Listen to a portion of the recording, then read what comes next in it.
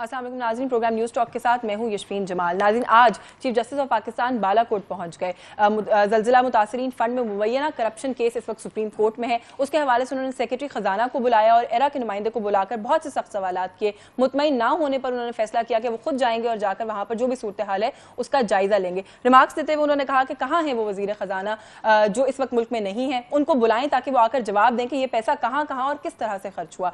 ये सारी सिचुएशन मेरे ख्याल है जो हुक्मरान जमात है उसको एक और पॉइंट स्कोर करने का यहाँ पर मौका मिलता हुआ दिखाई देता है, क्योंकि वो वैसे ही ये शिकायत करते हुए नजर आ रहे हैं कि इंतजामिया बहुत खौफ में है, ब्यूरोक्रेसी खौफजदा है, काम नहीं कर पा रही ठीक से। अब वो दोबारा इन चीज़ों को उसके अंदर ऐड करते हुए हम देख रहे हैं कि दिखाई देंगे। आज एहसन इकबाल साहब ने भी गुफ्तगू करते हुए कहा कि जितनी इज्जत किसी फौजी की या जज की है उतनी ही इज्जत हमारी भी है, एंड इनफ इज इनफ। उन्होंने कहा कि इससे ज्यादा मजीद टॉलरेट नहीं किया जा सकता। थोड़ा सा इस हवाले से भी बात करेंगे, सूरत हाल कहाँ जा रही है इस सारी सिचुएशन में जो इस वक्त सियासी मंजरनामा दिखाई देता है। नवाज शरीफ साहब की गुफ्तगू की तलखी बढ़ती ही चली जा रही है, उसके पीछे क्या मुहरकात हो सकते हैं। उन्होंने तो यहाँ तक कह डाला कि चीफ जस्टिस ऑफ पाकिस्तान की तकर्रुरी किसने की, कैसे हुई, इसके ऊपर भी नैब तहकीकात करे। थोड़ा सा ये सवाल उठाने की कोशिश करेंगे कि किसने आखिर तकर्रुरी की चीफ जस्टिस ऑफ पाकिस्तान की, बतौर लॉ सेक्रेटरी भी और चीफ जस्टिस ऑफ पाकिस्तान के बतौर भी किसने लगाया, उनको अपॉइंट किया। ये नुकता भी उठाने की कोशिश करेंगे। एट द सेम टाइम बात करें वफाकी budget is just around the corner. हमने देखा कि तीनों सूबों ने बहुत भरपूर तौर पर एहतजाज किया और कहा कि वफाकी बजट नहीं पेश होना चाहिए पूरे साल के लिए, जबकि एट द सेम टाइम अपने अपने सूबाई बजट की वो तैयारी करते हुए दिखाई देते हैं।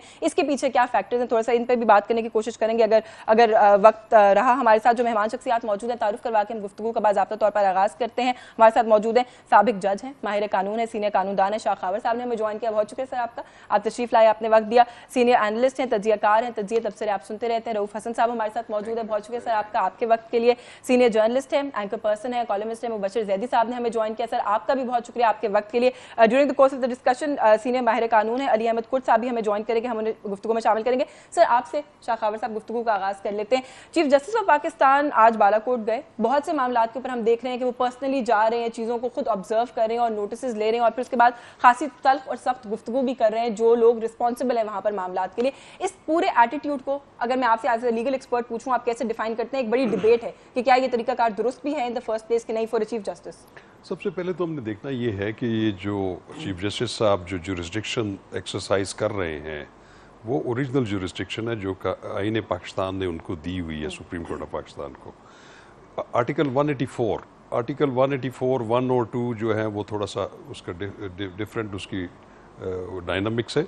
आर्टिकल 184(3) जो है ये कहता है कि जो इख्तियार अंडर आर्टिकल 199 हाई कोर्ट को हासिल है उसके होते हुए सुप्रीम कोर्ट को जहाँ पे वो देखे कि यहाँ पे बुनियादी हकूक़ जो कि आईन पाकिस्तान में शहरियों को दिए गए हैं उनका वायलेशन हो रही हो और जिसका ताल्लुक मुफादे आमा से हो तो वो उसमें कॉग्निजेंस ले सकते हैं और उसमें कोई भी अप्रोप्रिएट ऑर्डर पास कर सकते हैं। अब ये ज़रूरत कब महसूस होती है ये जुरिस्डिक्शन एक्सरसाइज करने की? वो तब होती है कि बेसिकली ये काम होते हैं सिविलियन गवर्नमेंट्स के, इंतज़ामिया के, कि वो लोगों के जो बुनियादी हकूक़ हैं, उनके बुनियादी मसाइल हैं, उनको हल करे, वो उनकी ज़िम्मेदारी में शामिल है। जब वो अपनी ये आइनी ज़िम्मेदारी लोगों के बुनियादी हकूक़ फराहम करने की ज़िम्मेदारी से पहलू तही करते हैं और नाकाम होते हैं तो वहाँ से आईन Pakistan supreme court of Pakistan को ओरिजिनल जुरिस्डिक्शन में ये इख्तियार दे देता है जिसको वो एक्सरसाइज करते हैं। मैं समझता हूँ कि चीफ जस्टिस साहब ने अपनी बहुत सारे खिताबात में जो मुख्तलिफ औकात में उन्होंने लॉयर से या जजेस से किए, उन्होंने बड़े बरमला अंदाज में ये कहा कि हमें कोई शौक़ नहीं है, हमें कोई ज़रूरत नहीं है ये इख्तियार इस्तेमाल करने में अगर इंतज़ामिया और मुकन्ना अपने फ़राइज़ अपने अच्छे तरीके से अंजाम दें लोगों के बुनियादी हकूक़ के हवाले से। तो हमें ज़रूरत नहीं। मैं sir before I go to sir एक ब्रीफली इस पे कमेंट कर दीजिएगा। सुप्रीम कोर्ट को, नैब को या किसी भी अथॉरिटी को कॉग्निजेंस लेना चाहिए? मियां साहब एक और शिकायत करें, वो कहते हैं किसने लगाया चीफ जस्टिस ऑफ पाकिस्तान को, इसकी तहकीकात होनी चाहिए, इसके ऊपर किसको एक्शन में आना चाहिए? वो तो ये है कि वो एक है ना मिसरा है कि बात निकलेगी तो फिर दूर लग जाएगी। मेरा ख्याल है मियां साहब शायद ये भूल गए हैं, उनके जहन में शायद नहीं रहा कि मियां साकिब निसार साहब जो वकील थे और बड़े मंजे हुए और पाए के वकील थे, उनको पहली दफ़ा इन्होंने खुद secretary law, federal secretary law बनाया था और वहीं से फिर वो एज जज of the high court elevate हो गए थे। उस वक्त ये वाला मौजूदा जुडिशल कमीशन नहीं था اس وقت اپوائنٹمنٹس جو ہوتی تھیں وہ گورنر پروونس کے in consultation with the chief justice of Pakistan and the chief minister اور chief justice of the high court کیا کرتے تھے. تو اس وقت وہ اپوائنٹمنٹس کسی حد تک اس میں پولیٹیکل عمل دخل زیادہ ہوتا تھا.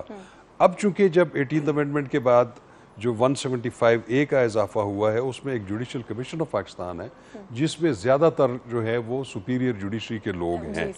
تو اس لیے میرا خیال ہے کہ ان کی یاد دہانی کے لیے یا ان کو شاید یاد بھی ہو کہ ان کی اپوائنٹمنٹ انہوں نے خود کی تھی, اور جب انہوں نے یہ مطالبہ کیا نیب کو یا FIA کو, تو میرا خیال ہے پھر DG FIA کو سب سے پہلے تفتیش جو ہے وہ میاں نواز شریف صاحب سے سٹارٹ کر دینی چاہیے, اس عمل کو سٹارٹ کر دینی چاہیے. رؤوف حسن صاحب, سر کیوں تلخی کیوں بڑھتی جا رہی ہے؟ میاں صاحب ہر روز پیشے کی بات جب میڈیا سے بات کرتے ہیں, گفتگو کرتے ہیں, تو دیکھتے ہیں کہ ایک دن پہلے سے زیادہ تلخ جملے استعمال کرتے ہوئے دکھائی دیتے ہیں. آپ کو اس کے پیچھے کوئی پولیٹیکل اسٹریٹجی دکھائی دیتی ہے میاں صاحب کی؟ دیکھیے جی, عدالت میں ان کو جسٹس قیوم نہیں مل رہے اور نیب میں ان کو سیف الرحمان نہیں مل رہے. میرا خیال ہے یہ ایک سینٹنس بہت کافی ہے آپ کے سوال کے جواب میں کہ ملک ریاست ایوالو کر رہی ہے, ریاست ایوالو کر رہی ہے, اویئرنیس کریٹ ہو رہی ہے, ہو چکی ہے, بلکہ لوگ سینسٹائز ہو چکے ہوئے ہیں, لوگوں کو سمجھ آ رہی ہے, پتہ چل رہا ہے. پھر اس کے ساتھ ساتھ دوسرے اسپیکٹرم کے اوپر جو لوگوں کی ضرورتیں ہیں وہ بڑھتی جا رہی ہیں, امپاورشمنٹ جو ہے وہ بڑھ رہی ہے, تعلیم کا جو معیار ہے وہ گر رہا ہے, صحت کی فیسلٹیز موجود نہیں ہے, سوشل کانٹریکٹ کو حکومت امپلیمنٹ نہیں کر پا رہی, قرضے بڑھتے جا رہے ہیں. ہر شخص جو ہے, یہ دو ڈفرنٹ حقائق ہیں, لیکن ان دونوں کا جو نتیجہ ہے وہ ایک ہی ہے کہ لوگوں میں جو لیول آف فرسٹریشن ہے وہ بہت زیادہ بڑھ رہا ہے. اب میاں صاحب جو ہیں وہ دیکھیں بالکل ایک ڈفرینٹ انوائرمنٹ میں حکومت کرنے کے یوز ٹو رہے ہوئے ہیں. وہ کہاں کرتے رہے, جنرل ضیاء کی پروٹیکشن میں انہوں نے حکومت شروع کی تھی اپنی 79 تک وہ, اس کے بعد ان کی پروٹیکشن میں جو وہ سیکھے ہوئے ہیں جو حربے, بدترین ڈکٹیٹرشپ سے بھی زیادہ اس وقت وہ کہہ رہے ہیں کہ پابندیاں بھی ہیں اور حالات خراب. اب سوچنا یہ چاہیے کہ جب وہ ایسے الفاظ استعمال کرتے ہیں بدترین ڈکٹیٹرشپ, تو پاکستان کے بدترین ڈکٹیٹر کا جو سب سے بڑا پروجنی ہے وہ خود ہے. جنرل جیلانی کی گود میں ڈالا تھا ان کے والد صاحب نے, خدا بخشے, انہوں نے ان کو, اور اس کے بعد یہ ان کی وہ فیڈر سے, جنرل ضیاء کی فیڈر سے یہ پل کے پولیٹیکلی بڑے ہوئے ہیں. تو یہ پاکستان اس سے بڑا ڈکٹیٹر, اس سے زیادہ جس نے ملک کو سب سے زیادہ ڈیمیج کیا ہے, اس میں کوئی دو رائے نہیں ہو سکتی. ان کی گود میں بیٹھ کے انہوں نے پرورش پائی ہے اور ساری اپنی جو پولیٹیکل جو بھی گمکری ہے سب کچھ ہے انہی سے سیکھا ہوا ہے. اور ذہنی طور کے اوپر آج بھی یہ ٹرانزٹ نہیں کر سکے to a democratic culture. And he is not getting that favourable environment جو ماضی میں ان کو حاصل رہا, تو آپ سمجھتے ہیں کہ وہ تلخی بڑھتی جا رہی ہے. علی احمد خود صاحب نے فرسٹریشن جو ہے نا یہ گریجولی بڑھے گی, یہ کم نہیں ہوتی ہوئی نظر آ رہی. اور بڑے بڑے ایسے لوگ بھی جن کا ذکر میں آپ کے ساتھ ایک کا ذکر کر رہا تھا آپ پروگرام شروع ہونے سے پہلے, جو کہ انکلائنڈ تھے کہ میاں صاحب کو سپورٹ کریں اور ان کے نیریٹو کو سپورٹ کریں, اب وہ یہ سٹیٹمنٹس پڑھ کے ورچولی یہ کہہ رہے ہیں کہ جی ایسا لگتا ہے کہ انہیں کہیں اور جانا پڑے گا. مشکل ہے. علی احمد خود صاحب, آپ کو میری آواز آ رہی ہے سر؟ السلام علیکم, آپ کیسے ہیں؟ بالکل ٹھیک ٹھاک سر, آپ ٹھیک ہیں, خیریت سے ہیں؟ بہت شکریہ سر آپ کا, آپ کے وقت کے لیے. سر میاں نواز شریف صاحب, جیسے میں ابھی رؤوف حسن صاحب سے بھی بات کر رہی تھی کہ جو تلخ جملے ہیں ان کا ایکسچینج بڑھتا جا رہا ہے اور زیادہ ڈائریکٹڈ تقریباً سبھی عدلیہ کی طرف ہوتے ہیں. انہوں نے یہ بھی کہہ دیا کہ چیف جسٹس آف پاکستان کی تقرری کیسے ہوئی اس کی تحقیقات بھی نیب کو کرنی چاہیے. آپ نہیں سمجھتے کہ یہ ساری چیزیں ان کو توہین عدالت کی طرف لے کے جا سکتی ہیں, ان پہ لگ سکتی ہے کنٹیمپٹ؟ نہیں دیکھیں, ہم جو آپ کے پروگرام میں بیٹھے ہیں اور لاکھوں لوگ آپ کے شو کو دیکھ رہے ہوتے ہیں, تو تھوڑا بہت ہم کو احتیاط کر کے بات کرنی چاہیے. احتیاط سے سینس مطلب یہ نہیں کہ ہماری ذمہ داری نہیں ہے, ہم کسی کے پے رول پہ نہیں ہے کہ ہم کسی کی مخالفت کریں یا کسی کو فیور کریں. اب یہ فکریں جو اب رؤوف صاحب نے کی ہے بڑے احترام کے ساتھ, یہ میرے خیال میں پاکستان میں کوئی پولیٹیکل ایکٹیوسٹ ان فکروں کو اپروو نہیں کرے گا کہ ان کے جو ڈکٹیٹرز آئے ان کے مقابلے میں میاں نواز شریف زیادہ ڈکٹیٹرز ہیں, اور جتنا انہوں نے ملک کو ڈیمیج کیا اتنے ڈکٹیٹرز نے نہیں. جس ملک میں آج جتنی بھی برائیاں ہیں, آج جو ہم فیس کر رہے ہیں, ڈے ٹو ڈے فیس کر رہے ہیں, یہ ساری پیداوار ہے ان ڈکٹیٹرز کی, ان جنرل جن کا جب جی چاہو اس ملک میں آ کر بیٹھ جاتے. اور دوسری بات یہ ہے کہ میاں صاحب جس طرح کا ان کے کہنے کے انداز میں ایک تلخی آ رہی ہے, جس طرح ان کے الفاظ میں ایک شدت آ رہی ہے, جب ایک تھرائس الیکٹ پرائم منسٹر کو آپ جس طریقے سے, بلکہ میرے خیال میں فکرہ میں ابھی مجھے کہ इंसल्ट करते हुए, इंसल्टिंग वे में आप एक वजीर आजम को निकाल के घर फेंकते हैं और बार बार उनको नाअहल करते चले जाते हैं, और आप चाहते हैं कि उससे ये हक भी छीन लिया जाए कि उनके साथ जो कुछ हुआ है उनके ऊपर वो बात न कर सके, उनके ऊपर वो चीख पुकार नहीं कर सके। ये तो मुनासिब बात नहीं है। सर अदालती फैसलों पर सर नहीं, आपके ओपिनियन का पूरा एहतराम, लेकिन अदालती फैसलों के ऊपर तहफ़्फ़ुज़ात का इजहार करने का फोरम क्या पब्लिक फोरम्स हुआ करते हैं? क्या और कोई तरीक़ेकार फोरम्स मौजूद नहीं है? जी, जब अदालती फैसलों पे बड़े बड़े जितने भी सीनियर वकला हैं, वो सारे वकला जो इस पाकिस्तान में वकला की नुमाइंदगी करते रहे, उन सारे जिन फैसलों का आप रेफरेंस दे रहे हैं, उनको तो किसी ने अच्छे फैसले नहीं किए हैं। वो जजमेंट जो है अपने अंदर बड़े कानूनी लैकुनाज रखते हैं, नुक्स रखते हैं।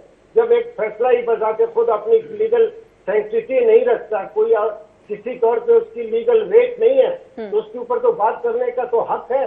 कम से कम उस शख्स को तो बहुत ज्यादा हक है जिसके खिलाफ वो जजमेंट पास हुए हैं। चले मैं ये नुक्ता जी मैं सर आपकी जानिब दोबारा आऊंगी। मुबशर ज़ैदी साहब हमारे साथ मौजूद हैं। सर हो क्या रहा है इस वक्त? ये सारी सिचुएशन आपके सामने है। चौधरी निसार अली खान साहब ने एक इंटरव्यू में ये कहा कि मैंने मियां नवाज शरीफ साहब को मना किया था कि आप JIT के सामने पेश ना हो, आप लीगल रूट अडॉप्ट ना करें। मैंने ये बात उस वक्त प्रिडिक्ट की थी कि अगर ये लीगल रूट्स और चैनल्स यूज किए जाएंगे एक सिटिंग प्राइम मिनिस्टर के लिए ये सूटेबल नहीं है, तो इदारे आमने सामने खड़े हो जाएंगे। वो कहते हैं आज जो तसादुम है वो उसी का नतीजा है। कैसे देखते हैं सर?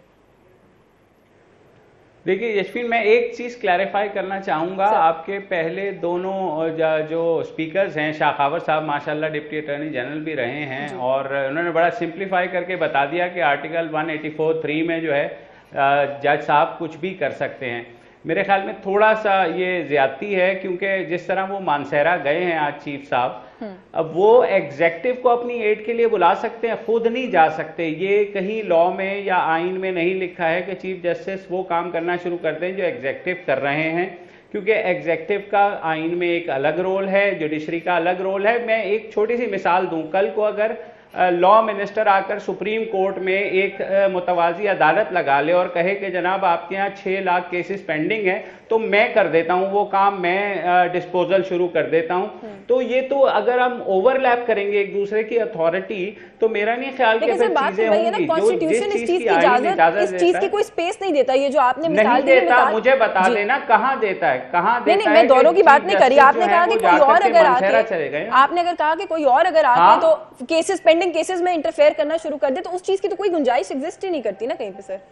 तो ये कंपैरिजन ठीक है। इस चीज की भी तो कोई गुंजाइश नहीं है ना, इस चीज की भी तो कोई गुंजाइश नहीं है। आर्टिकल 184(3) के तहत जनाब चीफ जस्टिस साहब can ask executive, call in executive for his add, not go there on his own and try to solve problems. It is as simple as that. किसी भी आप लॉयर से पूछ लें, कोर्ट साहब बैठे हुए हैं, उनसे पूछ लें कि कौन सा कोड ऑफ कंडक्ट या कौन सा आइन इस चीज की इजाजत देता है। चलिए सर, जो सवाल मैंने छोड़ा था उसकी जानिब दोबारा आती हूँ, एक ब्रेक भी शामिल करनी है। ब्रीफली पहले कोर्ट साहब से ही पूछ लेते हैं, सर इजाजत नहीं देता आइन, ये जो मुबशर ज़ैदी साहब बात करें, आप इत्तेफाक करते हैं? जी बिल्कुल मैं करता हूँ। मुबशर ज़ैदी साहब बिल्कुल सही फरमा रहे हैं। देखिए सुप्रीम का अब मियां साहब ने जब कहा कि किस मुल्क में एक मार्शल लॉ लगा हुआ है, तो उनका रेफरेंस, उनका हवाला जो है जुडिशल उस पे है। जो सुप्रीम कोर्ट में आजकल कोर्ट रूम नंबर में क्या हो रहा है, जब जहां और जब भी जी चाहते हैं किसी को बुला के, और मैं ये समझता हूँ कोर्ट्स बड़ी मुकद्दस जगह होती है, ये लोगों को एहतराम देते हैं, लोगों को रिस्पेक्ट देते हैं, लोगों को बड़े एहतराम इज्जत के साथ बात करते हैं, बेशक वो 10 दफा गिल्टी है। मतलब ये कि आप भी इत्तेफाक करते हैं कि चीफ जस्टिस के पास ये इख्तियार नहीं है। मुझे ब्रेक शामिल करिए, ब्रेक से वापस आके शाखावर साहब से भी उनकी राय लेंगे कि उनके नजर में क्या ये इख्तियार है चीफ जस्टिस के पास कि नहीं। इस ब्रेक के बाद हमारे साथ रहिए।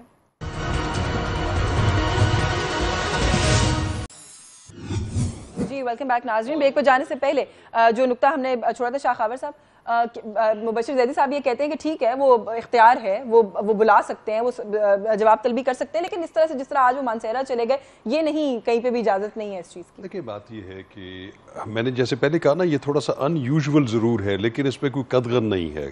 ठीक है, आइन की किसी शिक में ये नहीं लिखा हुआ कि चीफ जस्टिस किसी जगह पे खुद नहीं जा सकते, ऐसा कोई इशू नहीं है। हाँ, जजेस का, सुपीरियर कोर्ट के जजेस का कोड ऑफ कंडक्ट है कि वो अपनी बतौर जज जब वो परफॉर्म कर रहे होंगे तो वो आम महफिलों में जाने से इज्तनाब करें, ऐसी जगहों पे जिसमें आम लोग जाएं, मतलब सोशल गैदरिंग्स की हद तक थोड़ी सी ایک قدغن موجود ہے، لیکن یہ والی جو پاورز ایکسرسائز کر رہے ہیں، ابھی مبشر زیدی صاحب نے بھی کہا اور علی احمد کر صاحب، علی احمد کر تو میرے بڑے سینئر ہیں، ہمارے لیڈر ہیں، اور وہ میں سمجھتا ہوں کہ جو کچھ کہتے ہیں وہ اندر سے کہتے ہیں، وہ جیسے وہ ایک دکھا ہوا انسان کہتا ہے، وہ ان کے بڑے تحفظات ہیں جوڈیشری میں ریفارمز کے حوالے سے، ان کی شارٹ کمنگز کے حوالے سے، وہ اپنی جگہ پہ باتیں بالکل ٹھیک ہیں وہ، لیکن میں ان سے تھوڑا سا اختلاف یہ کروں گا کہ آرٹیکل 184(3) جو ہے اس کی اگر آپ ورڈنگز پڑھیں تو اس میں یہ ہوتا ہے کہ جب ان کی نظر میں ایک بات آئے کہ کوئی بھی بنیادی حق سلب ہو رہا ہے جس کا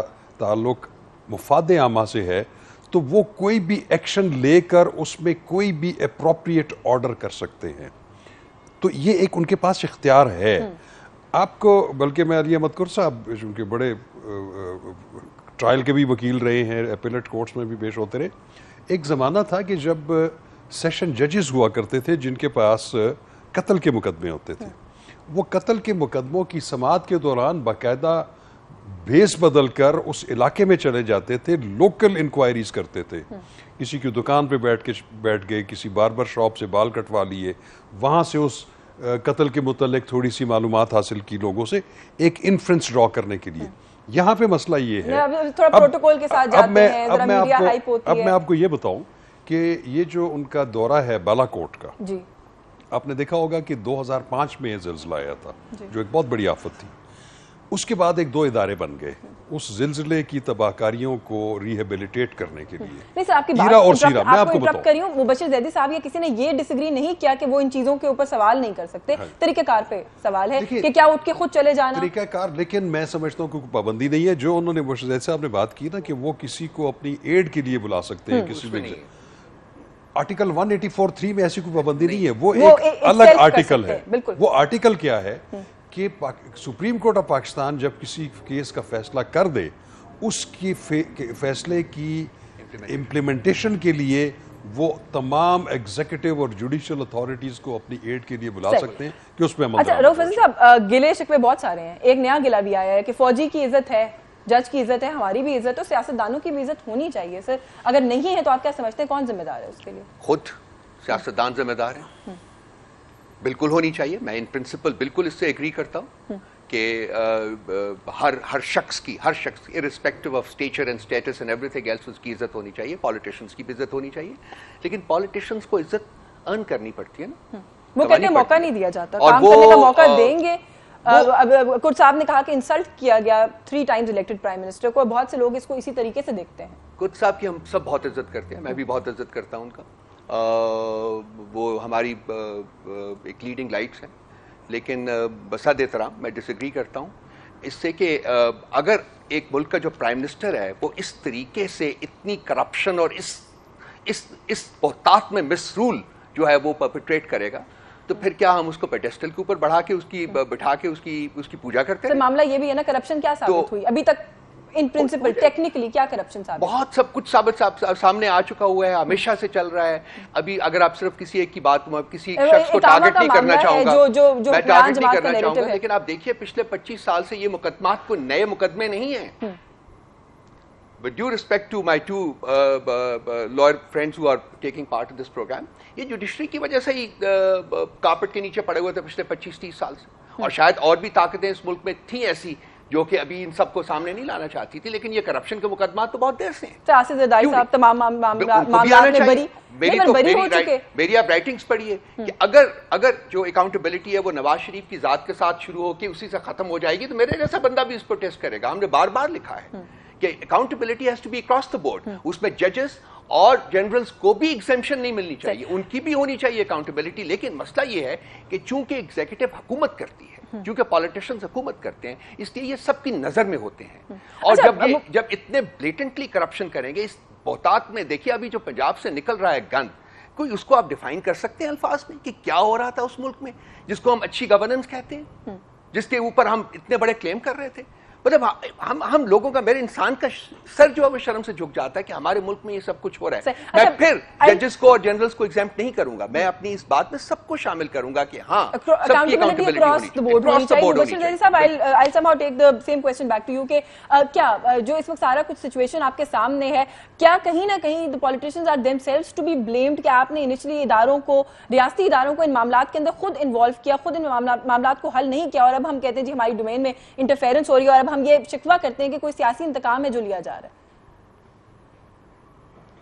دیکھیے پہلے تو ہمارے ریاستی ادارے مجھے اس شرارتی بچے کی طرح لگتے ہیں جو ہر چیز میں خود بھی انوالو ہونا چاہتے ہیں, اور کوئی بھی ایسا موقع ڈھونڈتے ہیں کہ وہ بیچ میں آ جائیں. اور یہ ہماری ایک تاریخ ہے, رؤوف حسن صاحب نے بھی اشارہ کر دیا اس کی طرف کہ سب کا احتساب ہونا چاہیے اور ایک ہی اس میں. لیکن کیا ان کا احتساب کبھی ہوا ہے, اس کا جواب ہے نہیں, کیونکہ وہاں پر بجٹ جو ہے وہ اوپن ہی نہیں ہے, وہاں پر ہم دیکھ ہی نہیں پاتے. کرپشن آپ کے خیال میں صرف یہ 2 ادارے ہیں, جوڈیشری اور آرمی, جہاں بالکل کوئی کرپشن نہیں ہے, مبرہ ہیں, سب پاک باز ہیں, اور یہاں کسی جو ہے کسی طور کی کوئی کرپشن نہیں ہوتی, ایسی بات نہیں ہے. قصور کس کا ہے؟ رؤوف حسن صاحب بھی سوال کریں کہ قصور کس کا ہے؟ بادشاہ صاحب میری ایک عرض ہے, مجھے یہ بتا دیجئے کہ یہ سب کچھ نہیں ہوا جو آپ فرما رہے ہیں, اور بالکل ٹھیک آپ فرما رہے ہیں, یہ کس کی رسپانسبلٹی تھی کہ اس سب چیز کو اوپن میں لاتے تاکہ آپ کو اور مجھے پتہ چلتا کہ کیا ہو رہا ہے؟ رؤوف بھائی میں نے تو اس پہ لکھا ہوا بھی ہے ہیرلڈ میں 2000 میں کہ کس طرح 90s کے ڈیکیڈ کو پولیٹیشنز کی کرپشن کا ڈیکیڈ ضرور کہا جاتا ہے, لیکن فوج میں کتنی کرپشن ہوئی, کس ڈیفنس ڈیل میں کتنے پیسے کھائے گئے, اور یہ آڈیٹر جنرلز کی سرٹیفائیڈ رپورٹس ہیں, لیکن ان پہ ایکشن نہیں ہوتا. ہیونگ سیڈ دیٹ, میں قطعی پولیٹیشنز کو ڈیفینڈ نہیں کر رہا. جب ہم یہ بات کرتے ہیں, شروع میں آپ نے بھی بات کی اور جنرلی بھی یہ بات ہوتی ہے کہ جناب یہ اسی نرسری سے نکلتے ہیں, وہیں کسی جنرل کی گود میں کوئی بچہ ڈال دیا جاتا ہے جو بڑا ہو کے سیاستدان بن جاتا ہے. تو مجھے بتائیں کہ اس کا مطلب ہے کہ جو ہم بچوں کے اوپر جو ہے ان کو سزا دیتے جائیں, ان کے ہاتھ پہ جو ہے فٹے مارتے جائیں, لیکن جس جگہ سے یہ سارا چیز کنٹرول ہو رہی ہے, نرچر ہو رہا ہے یہ پولیٹیکل سسٹم, اس جگہ کے اندر آپ ہاتھ لگاتے ہیں تو آپ کو کبھی غدار کہہ دیتے ہیں, کبھی آپ کو کہتے ہیں کہ جناب نہیں بالکل یہ آف ہینڈ ہے, کوئی ایسی بات نہیں ہے. سملرلی جوڈیشری کا بھی ہمارے سامنے ہے کہ جیسے کوئی ڈکٹیٹر آتا ہے, سارے ججز جو ہیں اس سے اوتھ آف ایلیجنس لے لیتے ہیں, کانسٹیٹیوشن کو سائیڈ پہ پھینک دیتے ہیں. ابھی علی احمد کرد صاحب تو اسٹرگل میں بھی شامل رہے ہیں لائرز کی, شاخاور صاحب بھی رہے, آپ خود رہے بحیثیت رائٹس ایکٹیوسٹ. تو بہت سے گرے ایریاز ہیں. جب ہم گرے ایریاز کی بات کرتے ہیں نا, تو ہمیں پھر تمام چیزوں کو اس پرسپیکٹو میں دیکھنا چاہیے. اب پولیٹیشین کو تو سزا ہو گئی, مجھے بتائیے پولیٹیشین کو سزا ہو گئی, وہ وزیر اعظم سے بھی ہٹ گیا, نیب میں مقدمات بھی چل رہے ہیں, اس میں بھی سزا ہو جائے گی. اینڈ آئی ڈونٹ مائنڈ اگر ججز سمجھتے ہیں بالکل سزا دے, لیکن ساتھ ہی پھر جنرل مشرف کے معاملے پہ بھی تھوڑی سرگرمی دکھا دیں, اس کو بھی بلوا لیں. ان کو پتہ ہے ان کو بلواتے ہیں تو وہ ایک روٹ لگ جاتا ہے سی ایم ایچ کا, وہ وہاں چلے جاتے ہیں, وہاں سے وہ باہر چلے جاتے ہیں, بعد میں آفیشل سٹیٹمنٹس آ جاتی ہیں کہ جناب ہاں جنرل راحیل شریف صاحب نے جنرل مشرف کو جانے دینے میں بھی تو سیاسی حکومت کا کوئی نہ کوئی رول تھا. میں آپ کی جانب دوبارہ آؤں گی, سولوشن پوچھوں گی آپ سے کہ ان ساری معاملات کا اگر یہ بھی مسئلہ ہے جو آپ نے جس کی نشاندہی کی, تو پھر حل کیا ہے؟ لیکن علی احمد کرد صاحب بھی موجود ہے. سر اسحاق ڈار صاحب کے معاملے کو کیسے دیکھ رہے ہیں؟ سپریم کورٹ جو ہے وہ کہہ رہی ہے کہ ان کو واپس آنا پڑے گا, وہ اپنے میڈیکل سرٹیفکیٹس بھیجے جا رہے ہیں, یہاں پر مسترد ہوتے چلے جا رہے ہیں, آخری مہلت دے دی ہے کورٹ نے, نہیں آتے تو پھر کیا طریقہ کار قانونی اختیار کیا جا سکتا ہے ان کو واپس لانے کے لیے؟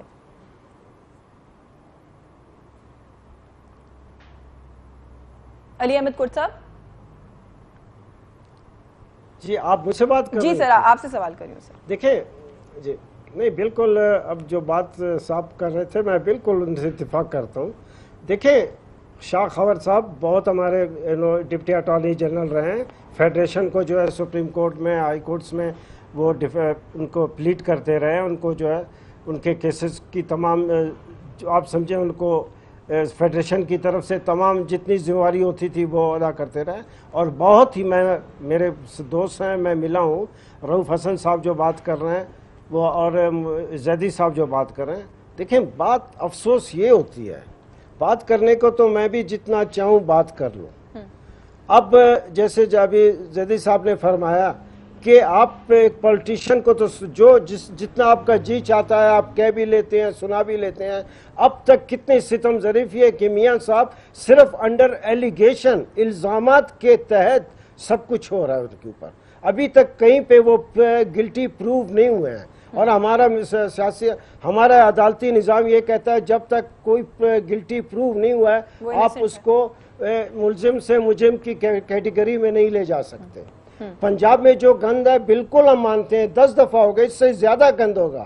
مگر جب آپ نے ایک سسٹم رکھا ہے پولیٹیکل لوگوں کے لیے، پولیٹیکل پارٹیز کے لیے، کہ جب بھی انتخابات ہوتے ہیں یہ رائٹ عوام کے پاس ہوتا ہے کہ اس گند کو دیکھتے ہوئے اس گورنمنٹ کو، اس پولیٹیکل پارٹی کو اگین ان کے فیور میں ووٹ کاسٹ کرتے ہیں یا نہیں کرتے ہیں. اگر سب کچھ چیف جسٹس صاحب نے کرنا ہے بہت خوشی کی بات ہے، 10 دفعہ کریں. یہی 12 مئی آج تک کسی چیف جسٹس کو یہ خیال نہیں آیا، یہ ہمت نہیں ہوئی کہ 12 مئی والے میٹر کو جو ہے وہ جو ہے اس کو سو موٹو لیں.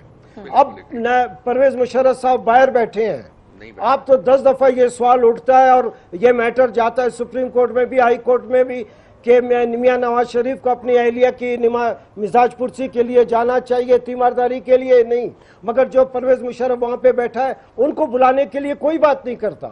میں یہ کہتا ہوں کہ بالکل آپ سسٹم کو اپنے اس میں 184(3) کو سب نے پڑھا ہے. شاہ خاور صاحب سے بہت بہتر طریقے سے انہوں نے اس کو انٹرپریٹ کیا. مگر اگر یہی کام صرف 184 ہی کا اختیار میاں صاحب اس نے سپریم کورٹ کے چیف جسٹس صاحب نے اگر استعمال کرنا ہے تو باقی کیسز جو پینڈنگ ہے، جو 8-8 10-10 سال پہ اپیل پینڈنگ ہوتی ہیں، جو دوسرے میٹر پینڈنگ ہوتے ہیں، ان پہ اگر ان کی نظر نہیں ہے، عام آدمی کو تو 184(3) سے کوئی تعلق نہیں. ویسے وہ ایک دو جگہ پر اعتراف کرتے ہوئے پائے گئے ہیں کہ انہوں نے کہا ہے کہ ہمیں احساس ہے کہ بہت ساری چیزیں جن کی درستگی کی ضرورت ہے اس نظام کے اندر بھی. سر میں ایک بریک شامل کروں گی پروگرام سے بریک سے واپس آ کے سر اسحاق ڈار صاحب والا جو سوال ہے وہ بھی دوبارہ شاہ خاور صاحب کے سامنے رکھیں گے. ہمارے ساتھ رہیے ناظرین. جی ویلکم بیک ناظرین. شاہ خاور صاحب، اسحاق ڈار صاحب کا معاملہ، ان کو واپس بلایا جا رہا ہے، آخری مہلت کے حوالے سے بات کی جا رہی ہے، لیکن وہ کچھ میڈیا چینلز پہ کل بھی اپیئر ہوئے، انہوں نے کہا جی میری تو صحت اجازت نہیں دیتی ہے، بیک کا بھی ایشو ہے، ہارٹ کا بھی ایشو ہے، ڈاکٹرز الاؤ نہیں کر رہے ٹریول کرنا، لیکن جو میڈیکل رپورٹس بھیج رہے ہیں وہ ایکسیپٹ نہیں کی جا رہی یہاں پہ. تو پھر کیا صورت ہوگی؟ دیکھیں اس میں جو بنیادی بات یہ ہے کہ ایک تو ان کو سپریم کورٹ آف پاکستان نے طلب کیا ہے، وہ ایک الگ ایشو ہے. لیکن ایک چیز جو کہ بالکل واضح ہے وہ یہ ہے کہ اسحاق ڈار صاحب کو اکاؤنٹیبلٹی کورٹ اسلام آباد نے اشتہاری ملزم ڈکلیئر کیا ہوا ہے، اور ان کو بلانے کے لیے اشتہاری ملزم کا صرف اشتہار میں آ جانا یا گزٹ نوٹیفیکیشن میں آ جانا از ناٹ سفائس. اب اس میں اس کو واپس لانے کے لیے بھی ان کی کوئی آبلیگیشنز ہیں، اس میں وزارت داخلہ ہے، وزارت خارجہ ہے، ان کو ایفرٹس کی جا سکتی ہیں. بہت سارے ملزم جو ہے وہ پکڑ کے لے کے آئے ہیں، ان کو انٹرپول کے ذریعے یا جہاں پہ آپ کا مجرموں کے تبادلے کا معاہدہ ہے جن ممالک کے ساتھ، وہ انووک کر کے لایا جا سکتا ہے. لیکن یہاں پہ پرابلم یہ ہے کہ ان کو خود فیسیلیٹیٹ کیا گیا ہے یہاں سے لے جانے کے لیے.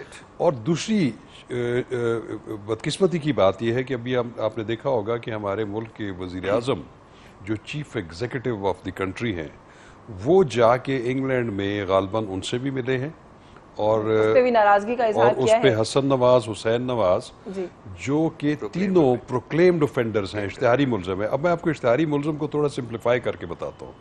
اشتہاری ملزم وہ ہوتا ہے کہ جو ایک پروسیس کے بعد کہ اس کو کورٹ اس نتیجے پہ پہنچتی ہے کہ یہ ملزم جو ہے وہ دیدہ دانستہ ٹرائل کو اٹینڈ کرنے کے لیے اوائڈ کر رہا ہے، اس کو مختلف مواقع دینے کے بعد فائنلی ان کو اشتہاری ملزم قرار دیا جاتا ہے. اس کا نام گزٹ نوٹیفیکیشن میں چلا جاتا ہے.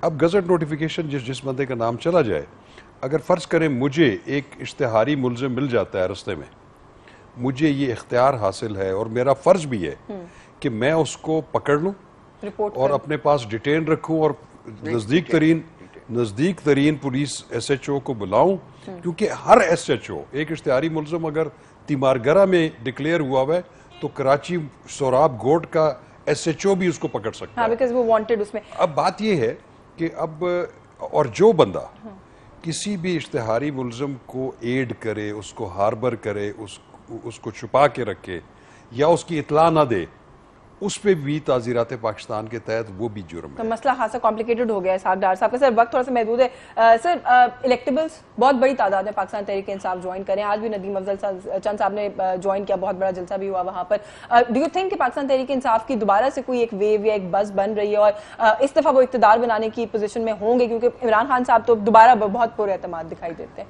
What's your analysis? वेव तो उनकी बन रही है, लेकिन मसला ये है कि मैं कल जो मेरा आर्टिकल आया वो इसी मसले के ऊपर है कि ये जो माइग्रेटरी बर्ड्स आते हैं ये जितनी तेजी से आते हैं उतनी तेजी से चले भी जाते हैं। और खान साहब को तो मेरा ख्याल है कि केपी में बहुत बेटर एक्सपीरियंस भी हो चुका हुआ। 20 बंदे उन्होंने अभी खुद एक्सपोज किए हैं जिन्होंने कि अकॉर्डिंग टू हिम उनकी इन्वेस्टिगेशन के मुताबिक रिश्वत लेके अपने वोट बेचे हुए। उन्होंने बजट ना देने का फैसला किया, केपी असेंबली नहीं मानी, वहां पे मामला कुछ है वैसे कॉम्प्लिकेशन का शिकार जो कुछ भी है, लेकिन उन्होंने इन्वेस्टिगेशन करने के बाद ये कहा है ना। अब मैं सिर्फ उनका पर्सपेक्टिव दे रहा हूं कि उन्होंने अपने 20 बंदे जो हैं एक in an unprecedented move in Pakistan politics कभी नहीं हुआ, and it's very लॉडेटरी, it's very commendable कि उन्होंने जो काम किया है कि अपने बंदे उन्होंने एक्सपोज किए हैं। लेकिन ये काम करने के बाद उनको और ज्यादा सेंसिटिव हो जाना चाहिए था कि हम किस किस्म के बंदे जो है वो पार्टी में ले रहे हैं, क्योंकि ये किसी कमिटमेंट के बाद देखिए पाकिस्तान में सर वो जीत, ये मैं सवाल इसीलिए ये किया कि क्या वो जीत जाएंगे? देखिए जीत जाएंगे या नहीं जीत जाएंगे ये सारा आई थिंक प्रेमेच्योर्ड है इस वक्त कहना। अभी अगले जो 4 से 6 हफ्ते हैं इस हुकूमत के जाने के बाद जो है बहुत कुछ होगा, और अभी इन 4-6 हफ्तों में भी बहुत कुछ होगा। लेकिन जो पाकिस्तान का जो स्टॉक है ना, पॉलिटिकल स्टॉक है, सबसे ज्यादा तकलीफ मुझे इस चीज की है कि अनफॉर्चुनेटली जैसे बाकी इंस्टीट्यूशंस में भी एक ग्रेव किस्म की डिटीरिएशन हुई है, इसी तरह से जो पाकिस्तान का स्टॉक जो है अवाम का, लोगों का जो है, उसमें बहुत ज्यादा जो है वो नीचे गया है। तो यही लोग जो हैं जो कभी, अब मैं कल अपने एक आर्टिकल में मैंने जो सबसे इंपॉर्टेंट बात की हुई है कि जी ये जो इंटेलेक्चुअल लीडरशिप जो कौम को कहते हैं कि जी हम प्रोवाइड करते हैं, उनमें से एक बंदा बैठा हुआ, मैं नाम नहीं लूंगा उसको, मैंने अपने आर्टिकल में लिखा है उसका बाकायदा कि देखिए आप उसका वो कहां से शुरू हुआ, PMLN से शुरू होकर जनरल मुशर्रफ के कदमों के ऊपर गिरा, उसके बाद क्यू में गया। तो ये तो एक बहुत लंबी बहस और ऐसे बहुत से लोग हैं जिनका ये प्रोफाइल है। कॉमन लोग जो है ना वो कॉमन लोग चला कर लें तो चलें, वो थोड़ा बहुत आप ओवरलुक कर सकते हैं, लेकिन जब वो इंटेलेक्चुअल प्रिटेंडर्स जो हैं रियासत के, जो आपकी सोसाइटी के, जब वो ये काम करें तो वो फिर शर्म का मकाम है पूरे। बिल्कुल सर, वक्त बहुत महदूद है। मैं एक सवाल छोड़ूंगी जो मैं मुबशिर जैदी साहब और कुर्द साहब दोनों के सामने रखूंगी। मुबशिर साहब पहले आप कमेंट कर दीजिएगा, इस वक्त जो भी सिचुएशन है एक कन्फ्रंटेशन की सूरत हाल तो दिखाई देती है, पॉलिटिशियंस वर्सेस जो भी कह लें आप इसको, स्टेट इंस्टीट्यूशंस कह लें, अदलिया कह लें, कहां जाती हुई दिखाई देती है? इस कन्फ्रंटेशन का कोई क्या नतीजा आप निकलता हुआ देखते हैं? देखिए नतीजा तो शायद ये रस्साकशी 70 साल से जब चल रही है तो नतीजा फौरन शायद बरामद ना हो।